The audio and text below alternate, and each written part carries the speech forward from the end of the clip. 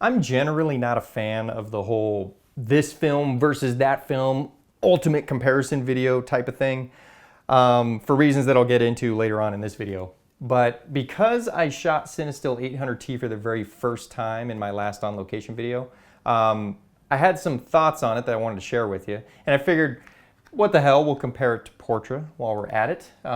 So I'm going to break down this video into two main sections. The first one, I actually want to talk more about the tire shop photo that I took in the last on location video, not in regards to how CineStill compares to Portra. I just want to talk about some compositional things and some philosophy on returning to locations multiple times, things I couldn't really get into in the last video.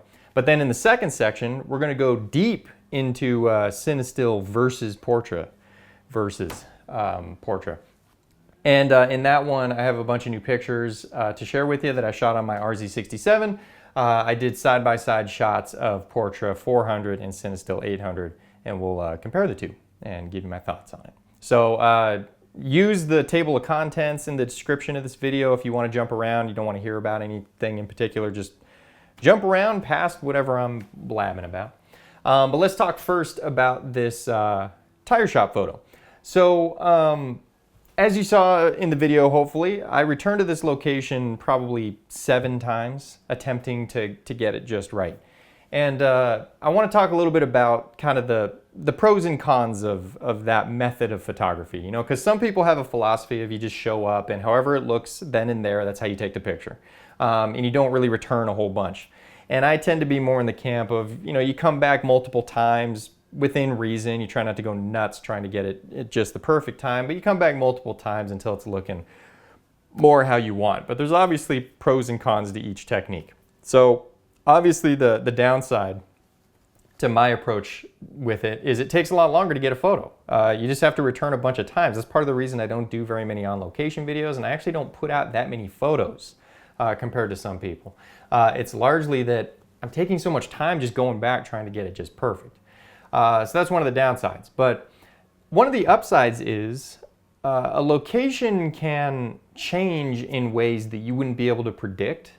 And it can change in ways that are going to make the photo a million times better that you never would have been able to have foreseen. So for example, on this final photo that I ended up with, you'll notice there's this nice big pile of tires in the back of the parking lot there. And in my opinion, that pretty much makes this composition. Like if it didn't have that, this would lose major points in terms of being an interesting photo to look at. But that nice big pile of tires there, that wasn't there on my first attempt, or my second attempt, or my third attempt, or my fourth attempt. It really wasn't there until the last few times that I visited. I'm assuming they build up used tires in that little alcove there, and then when it's full, they call someone to come haul it away. Now, the first few times I was there, I didn't know that's what that little alcove was for, so I couldn't have foreseen that, oh, one day that's gonna have a nice big pile of tires and I should come back. I was lucky in that it took so many attempts to get this photo, and then by the final attempt, there happened to be this nice big pile of tires there. So that's one of those kind of unpredictable, unplanned for benefits to letting a picture take a while, letting a composition play out for a long time and coming back multiple times to a location. So I got very lucky in getting that nice pile of tires there. But, you know, on the same token, if I had waited maybe 2 more weeks or I had tried to come back a couple more times later, maybe they would have been gone by then. So it's hard to weigh those pros and cons. It's hard to know when to draw that line of you've come back enough. Now, on the topic of those tires, I want to talk about those 2 little tires that are standing upright in front of the garage door. Those really aren't supposed to be there. That's the result of some hooligans coming through in the middle of the night playing shenanigans in the parking lot. Probably with a few too many in them. And the only reason I'm so sure of that is there was another lone tire off on the far right of the parking lot outside the composition just standing there. Some idiots came through in the middle of the night and were rolling them around. I have no doubt about that. Now, when I showed up to get this composition on the final attempt, I really didn't like those 2 tires there because I knew it was just some jackasses coming through in the middle of the night and screwing things up. And I didn't like that part of the story. that is this picture. I didn't like that part of the story because those guys are probably annoying. I would never grab a beer with them, with that type of person. They're probably obnoxious. They're probably completely disrespectful of other people's property, evidently. So I had this like visceral reaction of like, I hate those tires there because they represent people I hate, probably would hate. So for the briefest of seconds, I thought, should I move them? But then I realized, no, not gonna happen. I have a hard line rule on not altering my composition in ways like that. So I took the composition without touching those tires. Now the funny part is now that the picture has had some time to set in and I can look at it dispassionately later on, I love that those two tires are there. And I love that that's part of the story because it adds a little interest to this composition of like, yeah, there's some stupid shit going on in the middle of the night, and it just adds this little footnote to the story that is this tire shop. You know, I'm sure that's something they have to deal with all the time. Morons coming by and messing up their nice, neat pile of tires. So it's difficult sometimes for me to be dispassionate about it when I'm taking the photo, and to be able to look at it objectively and not look at it as I'm Nick Carver, who's not super obnoxious, so I tend to not like super obnoxious people. And that's really why I didn't like those tires. But really, it's part of the story. It's an interesting part of the story. So I'm glad I didn't move them. I'm glad I have that hard line of not altering the composition. Now, another note on waiting so long to get this composition. You'll see there's this big sign right in the front here. It's, the usual stuff, no loitering, and I'm sure all that, no parking if you're not coming to one of these businesses kind of deal.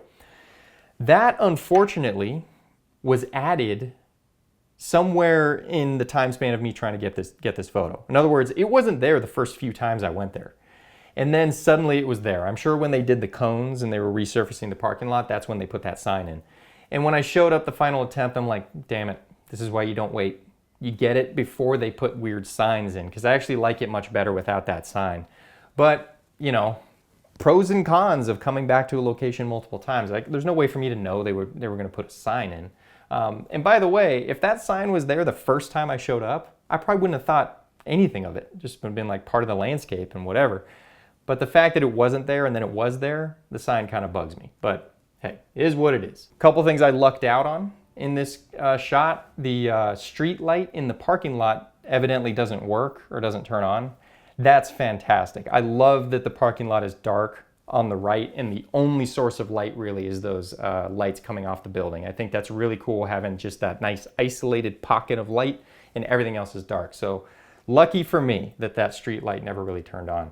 And another lucky thing for me, although this was partly timing, all of the windows on the houses are dark, which wasn't the case when I went there in the evening a couple times, but by going there at dawn, evidently none of these people wake up early, so all of their lights were off. And again, another very fortunate thing on my part, because I'm glad it's all dark around this, this Firestone building. Okay, so that's enough about those pictures. Let's talk about Portra versus CineStill. So, as I mentioned, I shot another roll of CineStill side by side with Portra 400, and I did it on my RZ67. So I just went locally around my neighborhood here, and I used this, which is my RZ67 with a 75mm lens and the tilt shift adapter. And this thing is insane. It attracts a lot of attention, and it's cool because it allows me to raise the lens like this and keep vertical lines vertical, because I shot a lot of buildings in doing this comparison. And I actually really love this combination. This little outing kind of made me fall in love with this all over again. This 75mm lens with the tilt shift. It's a lot of fun to use. It's just super freaking heavy. And again, looks weird. So people tend to look at you when you're using this big beast. I'm going to break this up into different sections. We're going to talk about grain, we're going to talk about color, we're going to talk about sharpness and reciprocity and all sorts of stuff. But first, I want to start with a disclaimer, which is why I don't like film versus film videos in the first place. Comparing two print films side by side, apples to apples, is difficult, if not impossible, if you really think about it. And that's because, you know, inverting a negative to a positive, there is a ton of interpretation that goes into that. It is not just a flipping a switch and it's inverted and now you can compare the two. It's not that simple. These films are designed to be very flexible in the inversion process. You know, kind of the whole point of print film is really, back in the day, you give it to mom and dad to photograph little Johnny at his birthday party, and they're going to be dealing with tungsten light and outdoor light and weird colors and all this kind of stuff. And then it's just like, oh, no, don't worry. The lab will take care of it. The lab will correct everything. And so print film, depending on who's scanning it, what type of scanner they're using, what type of light you're shooting under, all sorts of stuff factors into how the color inversion is going to look. But there's so much interpretation. Me scanning it on my Epson V750 is going to look completely different than someone scanning it at a pro lab.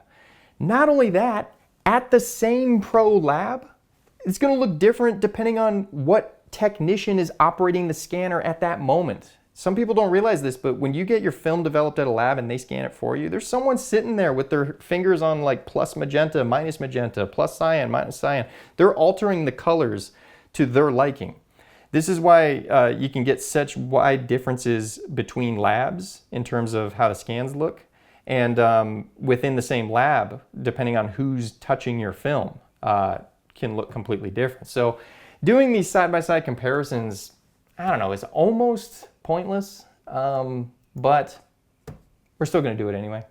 I tried to do basic color adjustments that I would normally do on these films. I scanned everything on my Epson using SilverFast software, and did color corrections in Lightroom as I typically do, further color corrections in Lightroom as I typically do. And yeah, so it's not going to be an exact apples to apples side-by-side comparison, but we'll do our best here. So let's first talk about more on the RemJet layer, which kind of CineStill's claim to fame, or I guess their defining characteristic, is that it's cinema film lacking the RemJet layer. And as I said in the previous video, RemJet layer is a jet black layer on the back of the film that is anti-scratch, anti-static, and anti-halation. Pretty much every film you buy has an anti-halation layer. Portra has an anti-halation layer. It comes off when they do the fixer. If you don't have some sort of jet black layer at the back of the film, when you get a point of light hitting the film and it's able to kind of pass through the film a little bit and hit the back of your camera, it'll diffuse a little bit. And then it'll come back the other way and expose the film a second time. So that's where the halation comes from. It's the light hitting the back of the camera, diffusing a bit, and then re-exposing the area around that point of light. RemJet layers and anti-halation layers prevent that. So with CineStill, by removing the RemJet layer, it's allowed to diffuse. So bright points of light diffuse and get the halation effect that you see characteristic of CineStill. They have to remove the RemJet layer on CineStill because otherwise you wouldn't be able to process this at a standard lab using standard C41 chemicals. The RemJet layer would destroy the chemistry and the lab would be very mad at you. So that's the whole point of CineStill, is they remove the RemJet layer to make this easier to get developed. And then the RemJet layer being removed results in the halation that you see on CineStill. Now, in comparing these two, let's start first just with the look, because I think that's what everyone's interested in. The tonalities and the contrast and all that kind of stuff, again, very flexible depending on who scans it and how you scan it and what adjustments you make. So I'm not going to get too deep into that. But the first one, grain, of course. CineStill is much grainier than Portra.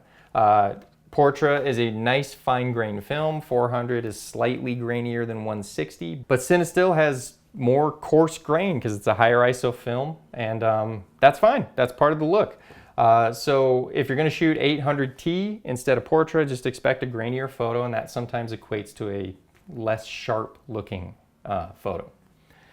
Now, one thing I really want to talk about, and this is a big one, is the tungsten balance of this film. So 800T, the T is for tungsten. So this film is specifically balanced for shooting under artificial light, 3200K artificial light, so tungsten.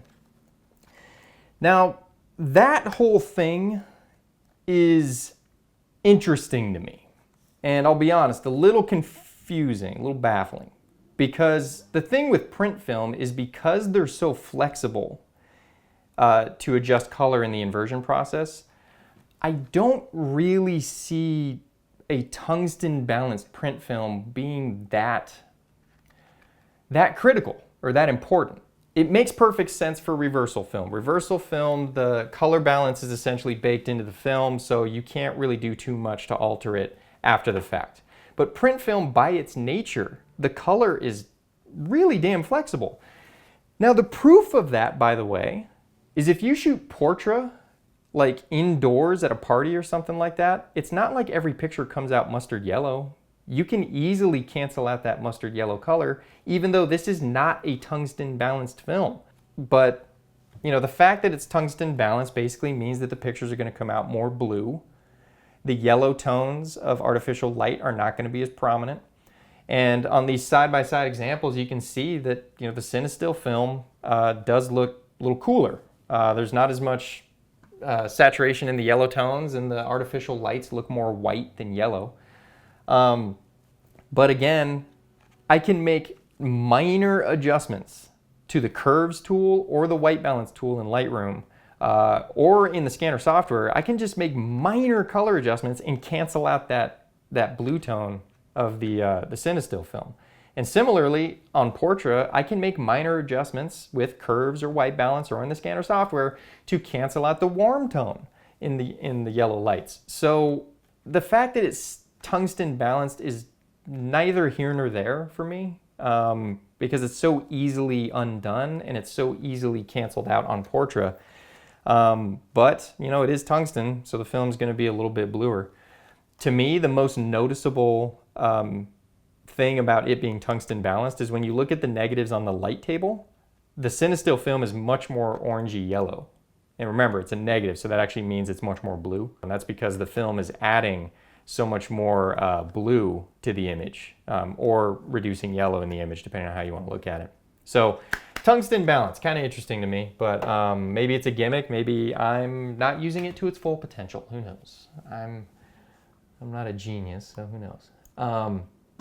All right, now CineStill, by the way, on that tungsten note, it says right on the box that if you use this film in daylight, it recommends using an 85 filter, which is a color conversion filter. It's a very heavy orange filter, and that's to convert the whitish blue color of daylight to tungsten so that this can render it accurately. I haven't done a ton of daylight shooting with CineStill. I've actually only shot one roll after the tire shop photo, and I only shot like one daytime photo. But in that one daytime photo, I didn't use an 85 filter, and I was able to cancel out the blue tone, you know. So the 85 filter, I don't know that it's necessary. If you're scanning the film yourself or you have some control over the color inversion, you probably don't need the 85 filter. You can probably just cancel out the blue tone using tone curve or white balance, whatever you want to do. Now, let's talk about the halation, because I really think that's what keeps... I don't know how to put this because I like CineStill and I don't want to insult the film.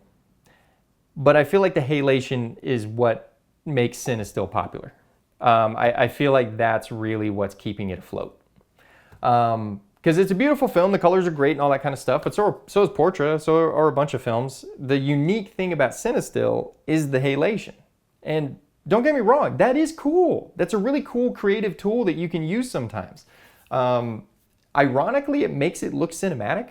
And I say ironically because cinema film still has the RemJet layer intact, so it wouldn't have halation. So it's not like you see a bunch of halation in every movie shot on film. But I think because some directors opt for you know, creative flair, looking at you, J.J. Abrams, and creative filters to diffuse light sometimes. Like if you look at old Spielberg movies, particularly like E.T., there's a lot of like halation going on. You use kind of a diffuse look, and everything looks almost smoky inside. So you get that kind of halation effect that you see on movies, but it's not for the same reasons. But the halation effect's cool, man. That's why this is so popular to shoot for, you know, nighttime dusk scenes and artificial lights, because they get that cool glow around it. But I just want to give you my 2 cents on the whole halation thing.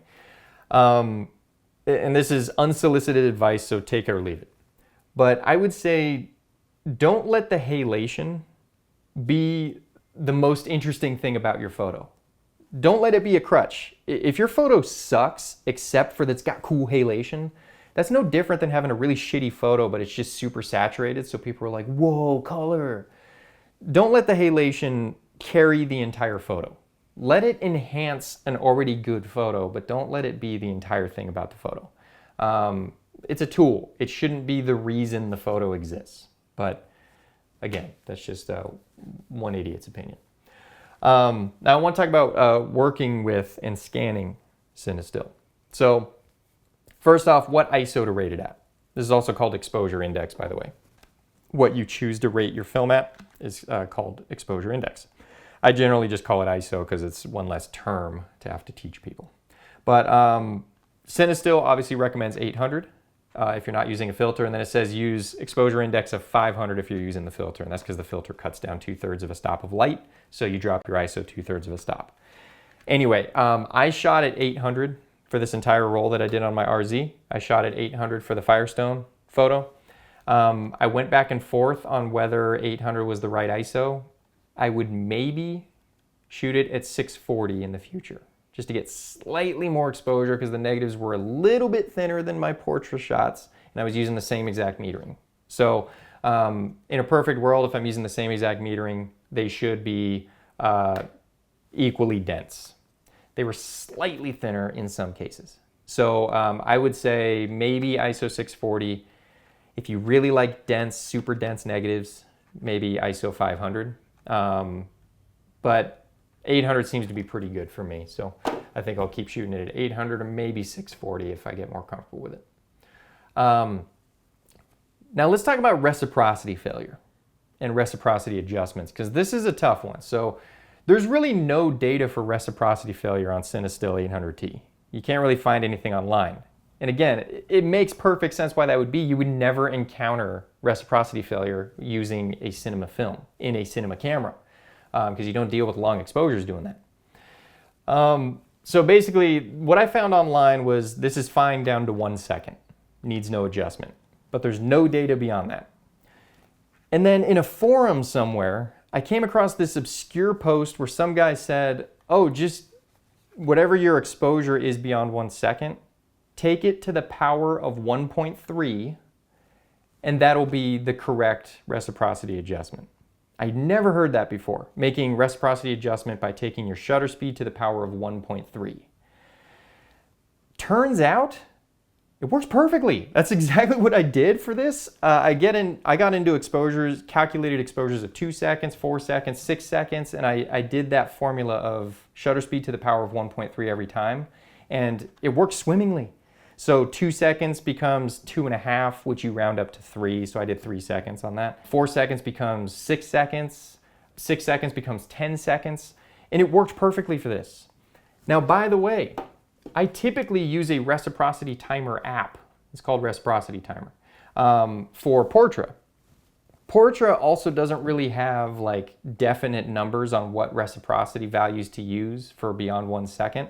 But the app shows me, oh, 2 seconds, use 3 seconds, 4 seconds, use 6 seconds, 10 seconds, use 20 seconds. So evidently the app is using some sort of formula to calculate reciprocity adjustment for Portra 400 and 160. And hey, turns out it's using shutter speed to the power of 1.3. So I don't know how I went this long not knowing this, but apparently on print film, it's pretty reliable, at least on some print films. It's pretty reliable to just take the shutter speed to the power of 1.3 and then you get a pretty good reciprocity adjustment. Works great on Portra, worked great on CineStill. Maybe it works on other print films, I don't know. But that's the best I can figure out on reciprocity for CineStill, and it's been working good for me so far. Finally, I want to talk about scanning it, because if you scan this film yourself using SilverFast software, which you guys know, that's what I use and I'm a big fan of. SilverFast software has a function called Negafix, which does an automatic color inversion on the film. And it has all these films. It has Kodak, Portra, then you pick the ISO. It's got Kodak whatever, Ilford whatever, Fuji whatever. It's got a bunch of films. Missing is CineStill. Not surprising, by the way, because it's a relatively newish film and it's not a pro mainstream film like a lot of these. So then what do you use? What do you use for Negafix? And I ran a test on quite a few. I stuck with Kodak because ultimately this is a Kodak film, but there is no Vision 3 option in there either, so it doesn't have the exact film. I ran a bunch of tests. I got my best results using the Kodak Max inversion. That worked really well for me, so that's what I'm using for CineStill is Kodak Max on the Negafix feature, and that gave me pretty good colors, at least as a starting point. And as always, I sharpen the images in Photoshop using Smart Sharpen before bringing them into Lightroom for further color correction. Minor adjustments here and there. Now looking at all these pictures side by side, kind of as a whole, you know, film versus film, which one did I generally prefer in this instance? I have to say Portra. Now, that's probably largely because I'm so comfortable with it. I shoot Portra a lot. I'm very comfortable with how it responds in dusk lighting and dawn lighting. I'm very comfortable with working with it in the scanner and getting a good color inversion and all that kind of stuff. So I'm very familiar with it, and maybe that's why I preferred it more in this instance. Keep in mind too, this is only one roll of each, and this was only 2 nights I went out shooting 10 pictures total. So this isn't an exactly scientific comparison of the two films, but just kind of taking a visceral overall gut feeling here. I prefer Portra. I like the colors. I feel like they look plenty cinematic for me. I don't feel like the cinematic look is dependent on it being CineStill. The tungsten balance of CineStill is not really a huge appeal for me because I'm able to get the colors I want even in the artificial lights with Portra. So CineStill, to me, really what it's offering is halation and a grainier look. And different colors, you know, definitely different colors. So I view CineStill now as just another tool in my bag, a little creative tool that I can pull out when I need it to get some halation, to get a different color palette maybe, and to get that higher ISO if I need it. I shoot almost everything on a tripod though, so the higher ISO is not a huge benefit to me. But yeah, that's it. So Portra versus CineStill 800T. That's my incredibly unscientific, biased, and subjective look at the two films.